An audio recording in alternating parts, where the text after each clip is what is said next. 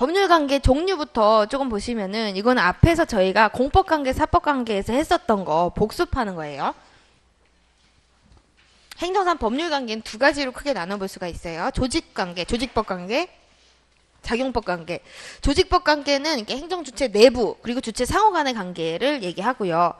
그리고 작용법이라는 것은 국민에 대한 관계를 얘기하는 거예요. 국민에 대한 관계. 우리가 조직법은요, 이거는 거의 강론이에요. 거의 강론. 근데 이거는 우리가 어차피 또 뒤에 가면 또 하게 되고, 이렇게, 이게 중요한 게 아니고, 이게 더 중요한 거다. 이게 작용법 관계. 국민에 대해서 행정주체가 어떤 작용을 할 때, 그죠? 그게 어떤 법적 성격을 가지고 있느냐. 그게 중요하죠. 그래서 행정작용법 관계 크게 또 이제 공법관계, 사법관계. 이거 우리 앞에서 했던 거죠. 그죠? 공법관계는 똑같은 말이 행정법 관계라는 거고요. 그리고 공법관계는 또 이제 나눠볼 수가 있죠. 이제 권력관계와 관리관계. 그래서 권력관계는 본래적 공법관계라고 하고, 관리관계는 전례적 공법관계라고 한다. 이거 관리관계는 이거 비권력관계라고 했잖아. 대등관계. 그죠? 그리고 사법관계는 여기 좁은 의미의 국구관계가 있고, 행정사법관계가 있다. 이런 게 있고. 이거 별로 안 중요하고, 요게 이제 중요하다고 봤죠. 그래서 공법관계부터 보는 거예요. 공법관계. 요거부터 보는 거고, 이제 다투는 수단. 이게 PPT를 이게 나올 줄 몰랐네. 권력관계 이거 왜 나눈다 그랬죠, 여러분? 이게 관할과 관련해가지고 이제 차이가 나니까 한다 그랬잖아, 그죠? 권력관계는 이제 항고소송으로 다투고, 관리관계는 이제 당사자 또는 민사소송으로 가고요. 그다음에 이 사법관계는 당연히 민사로 가겠죠. 이제 민사. 그다음에 이제 권력관계, 공법관계 중에 권력관계 구제책. 구제책은 행정소송인데 처분이면 항고, 처분이 아니면 당사자니까 이거는 권력관계죠. 그러니까 처분성이 있어서 항고소송으로 가요. 의, 행정주체가 공권력의 주체로서 우월적인 지위를 가지고 하는 작용, 이게 공법관계 중에 권력관계라는 거고, 우월적 지위로서 하는 행위들, 그러니까 명령행위, 강제행위, 형성행위 이런 것들이 있다. 이런 게 있구나 그냥 보면 된다. 그죠? 그리고 이제 권력관계 또 두 가지가 있죠. 일반 권력, 특별 권력 해서 일반 권력이라는 것은 국민에 대한 거, 그죠? 국민에 대한 거. 특별 권력이라는 것은 특별한 거다. 특별한 거. 그래서 특별한 거, 군주와 신하관계 그런 거 생각하시면 되는데 좀 구체적으로 보시면요. 공법상 근무관계, 그리고 공법상 영조물 이용관계, 공법상 특별감독관계, 사단관계 이런 게 있어요. 그래서 근형특사 해가지고 예전에 처음에 했었죠. 이거 또 나와 뒤에 한 5번 반복된다. 그래서 근무관계. 그죠? 이거 예를 들어 공무원, 군인 등의 국가지자체 근무관계, 영조물 이용관계, 국공립학교 재학관계, 국립도서관 이용관계, 교도소 재소관계, 그리고 특별감독관계. 이거는 요거를 기억하시면 돼요. 공무상 사인에 대한 감독관계. 공무를 위탁했잖아 사인한테. 그럼 위탁한 대로 그냥 맘대로 하세요? 안 되지. 감독해야 되잖아. 그쵸? 위임을 했으면은, 위탁을 했으면은, 그러니까 수탁, 그죠? 위탁이잖아. 위탁을 했으면은 그걸 갖다 감독을 해야 되잖아. 이 사람이 잘 하고 있는지. 그 감독관계. 국가나 지자체 감독관계. 요게 특별감독관계다. 이게 한목적성 감독까지 가능하다. 방향성 감독까지. 합법성 감독뿐만 아니라 한목적성 감독까지 가능하다. 그래서 특별한 거고. 그리고 공법성 사단관계에는 이제 재개발 조합과 그 조합의 구성원 사이의 관계. 예를 들어 이런 것들이 있죠. 조합관계. 이 사단이라는 것은 공공조합, 조합 생각하시면 되세요. 그래서 이런 것들, 효력, 권력관계이기 때문에 일반 권력이든 특별 권력이든 이건 공정력, 존속력, 이제 집행력이 있다. 공정력도 했는데. 공정력이 뭐지? 취소되기 전에 유효한 힘. 그랬죠? 행정행위의 효력이잖아. 행정행위의 효력. 행정행위가 여러분 권력관계예요? 비권력관계예요? 권력관계잖아. 그쵸? 행정행위의 효력, 공정력. 있다. 취소되기 전에 유효하다. 그리고 존속력. 존속력이라는 것은 또 이제 두 가지로 나뉘어요. 불가변, 불가쟁 이렇게 나눠. 우리 뒤에서 어차피 해요. 불가변, 불가쟁 이렇게 있는데 요것도 일정한 이제 처분이 있으면은 행정청에 어떤 처분이 있으면은 요걸 갖다가 나중에 국민이 어떤 기간이 지난다거나 그러면은 더 이상 못 다투게 하는 힘. 법적 안정성을 위해서 못 다투게 하는 힘. 이런 것들이 이제 존속력이라고 해요. 그래서 요거 세 개는 이제 행정행위의 효력이에요. 행정행위의 효력. 이거 권력관계, 행정행위의 효력, 그죠? 행정행위 권력관계잖아. 그래서 이런 것들이 다 있다. 이거 세 가지는 행정행위의 효력 똑같은 거예요. 그래서 이게 권력관계, 행정행위 효력 이렇게 되고, 그 다음에 이제 관리관계 관리관계는 이제 대등관계죠. 비권력관계다. 그래서 구제책 원칙이 사법이 적용된다. 공법관계인데 비권력관계 강조시 사법. 민사소송으로 대부분 여러분 이게 우리 판례가 옛날에는 당사소송으로 잘 안 보냈어요. 이 대등관계면은 그냥 민사로 보냈어. 민사로. 그래서 민사소송으로 많이 보냈다는 거죠. 이 비권력 관계를 강조를 해서 이 관리 관계에 대해서.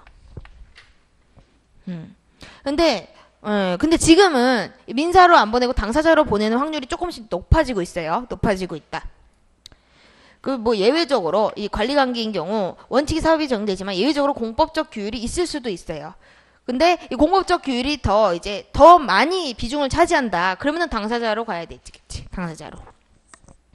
요거는 조금 실무적으로 그랬다는 것을 좀 이해를 하시면 되세요.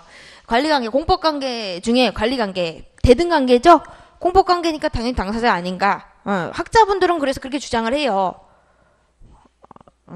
당연히 논리적으로 그게 맞다라고 주장을 하는데 실무는 좀 달라. 실무는 우리 판례가 예전에는 요 경우에 민사로 많이 보냈어. 민사로. 부당이득 반환 청구 소송 생각하면 돼. 부당이득 반환 청구 소송 그건 쉬운 사건이에요. 그냥 판사 3명이서 그걸 할 필요가 없다는 거예요. 가뜩이나 판사도 없는데 이렇게 판사 숫자를 늘려야 돼요. 근데 어쨌든 그렇기 때문에 이제 민사로 많이 보냈다. 민사로. 근데 지금은 조금씩 이렇게 많이 바뀌고 있다는 거지. 그렇죠? 그래서 요 관리 관계는 좀 특색이 조금 있어요. 그럼 요게 관리 관계가 요렇게 나오면 맞나 한번 보세요. 관리관계는 공법적 규율만 받는다. 틀렸다. 관리관계는 사법적 규율만 받는다. 틀렸다. 이거 관리관계는 공법과 사법이 혼재되어 있는 영역이라고 해석을 해요. 우리 학자분들이. 이게 관리관계는 뭐다? 공법과 사법이 혼재되어 있는 영역이다. 사법의 적용만 받는 것도 아니고 공법의 적용만 받는 것도 아니에요. 그렇게 보면 된다. 그래서 이게 뭐 어떤 거를 강조하느냐에 따라 이제 민사로 갈 수도 있고 당사자로 갈 수도 있어요. 그래서 종류, 행정주체, 공물, 영조물 설치 관리 뭐 이런 것들이 있다. 안중에 하면 왜 하냐? 이거 하려고. 이거 구제책은 좀 보셔야 된다. 효력. 이거는 여러분 이거 대등한 관계잖아요. 대등한 공정력, 존속력, 집행력 없죠. 행정행위 효력이잖아. 행정행위 효력. 행정행위는 우월적인 거잖아. 그렇죠? 이런 효력이 없죠.